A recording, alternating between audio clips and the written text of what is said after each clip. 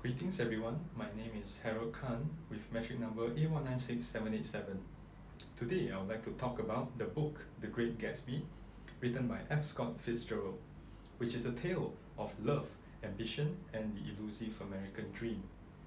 Set in the roaring 20s, it's a world of glittering wealth and deep emotional longing. Without further ado, let's dive in. In the summer of 1922, Nick Carraway moves from Minnesota to work as a bond salesman in New York. He rents a house in West Egg, which is a suburb of New York on Long Island, full of the new rich who have made their fortunes too recently to have built strong social connections.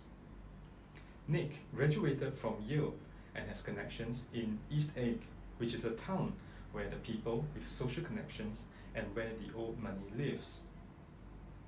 One night, Nick drives to East Egg to have dinner with his cousin, Daisy, and her husband Tom Buchanan, who is a classmate of Nick's at Yale. There, he meets Jordan Baker, who is a beautiful and cynical professional golfer. Jordan tells Nick that Tom is actually having an affair. Upon returning home from dinner, Nick sees his mysterious neighbor, Jay Gatsby, holding out his arms towards the Long Island Sound. He said, "If I can just reach that light, everything will be perfect again." Nick looks out across the water but sees only a green light blinking at the end of a dock on the shore. A few days later, Tom invites Nick to a party in New York City. On the way, Tom picks up his mistress, Myrtle Wilson, who is the wife of George Wilson. At the same time, George is an owner of an auto shop in an industrial area between West Egg and New York City, also called as the Valley of Ashes. At the party, Myrtle gets drunk and makes fun of Daisy. Out of anger, Tom punches her and breaks her nose. Soon, Nick also attends one of Gatsby's extravagant Saturday night parties. He runs into Jordan there and meets Gatsby for the first time. Gatsby privately tells Jordan a story she describes as the most amazing thing. After going to lunch with Gatsby and a shady business partner of Gatsby's named Mayer Wolfsheim, Nick meets with Jordan and learns the amazing story, where Gatsby met and fell in love with Daisy before World War I. And Gatsby bought his West Egg mansion just to be near her and impress her. At Gatsby's request, Nick arranges a meeting between Gatsby and Daisy. The two soon rediscover their love. One day, Daisy invites Nick and Gatsby to have lunch with her, Tom and Jordan. During the lunch, Tom realizes Daisy and Gatsby are actually having an affair. He insists they all go to New York City. As soon as they gather at the Plaza Hotel, Tom and Gatsby gets into an argument about Daisy.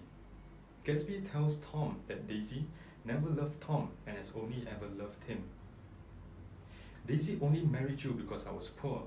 She never loved anyone except me," said Gatsby with anger, while Tom replying, "That's a lie, Gatsby. You can't erase the past." However, Daisy can only admit that she loved them both, and Gatsby was stunned at that moment. Tom then reveals that Gatsby made his fortune by bootlegging alcohol and other illegal means. Tom then dismissively tells Daisy to go home with Gatsby, since he knows Gatsby won't bother her anymore. They leave in Gatsby's car, while Tom, Nick, and Jordan follow sometime later. As they drive home, Tom, Nick, and Jordan come upon an accident where Myrtle has been hit and killed by a car. Tom realizes that it must have been Gatsby's car that struck Myrtle, and he curses Gatsby as a coward for driving off. But Nick learns from Gatsby later that that night Daisy was actually behind the wheel. On the other hand, George Wilson is distraught, and he was convinced that the driver of the yellow car that hit Myrtle is also her lover. While at work that day, Nick fights on the phone with Jordan. In the afternoon, Nick has a kind of premonition and finds Gatsby shot to death in his pool. Meanwhile, Wilson's dead body is a few yards away. After that incident, Nick organizes a funeral, but none of the people who were supposedly Gatsby's friends attend. Only Gatsby's father and one other man came. Not long after, Nick and Jordan ended their relationship. Soon, Nick runs into Tom and learns that Tom was the one who told Wilson that Gatsby had run over Myrtle, even though that was not the truth. But Nick doesn't tell Tom that Daisy was actually behind the wheel. Disgusted with the corrupt emptiness of life on the East Coast, Nick moves back to Minnesota. But the night before he leaves, he walks down to Gatsby's beach and looks out over Long Island Sound. He thinks about Gatsby and compares him to the first settlers to America. Like Gatsby, Nick says, all people must move forward with their arms outstretched towards the future, like boats traveling upstream against the current of the past.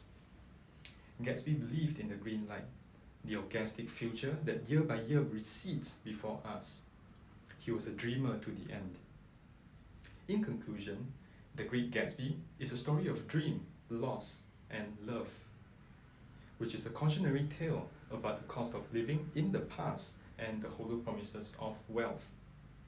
I hope this video inspires you to read the book yourself, as I believe it's an interesting and relatable storybook to read. Thank you for watching.